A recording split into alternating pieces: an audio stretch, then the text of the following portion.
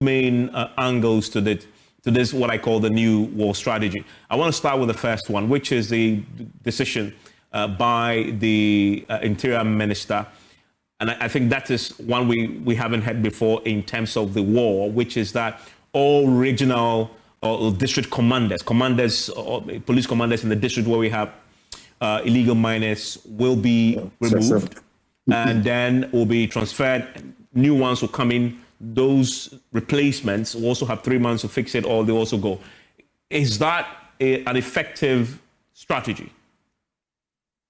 Well, it's a useful strategy, but if it's implemented in isolation of a grander, holistic strategy, it's not going to work.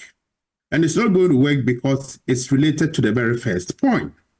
When you give a free pass to foreigners who commit existential threats to your state, and you tell them to go free without prosecution, and you haven't amended the Minerals and Mining Act of 2006, Act 703, as amended by the Minerals and Mining Amendment Act of 2009, Act 995, then you are basically cutting your nose to spite your face.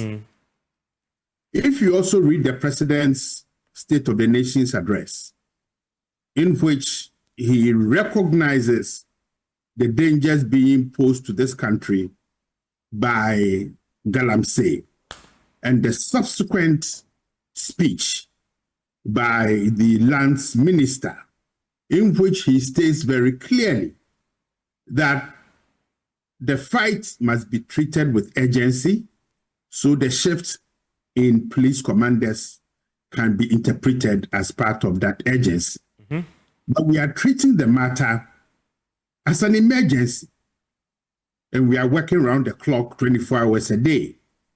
These matters must be dealt with all urgency and emergency they deserve. You don't treat people who pose an existential threat to your state by telling them to go home scot-free.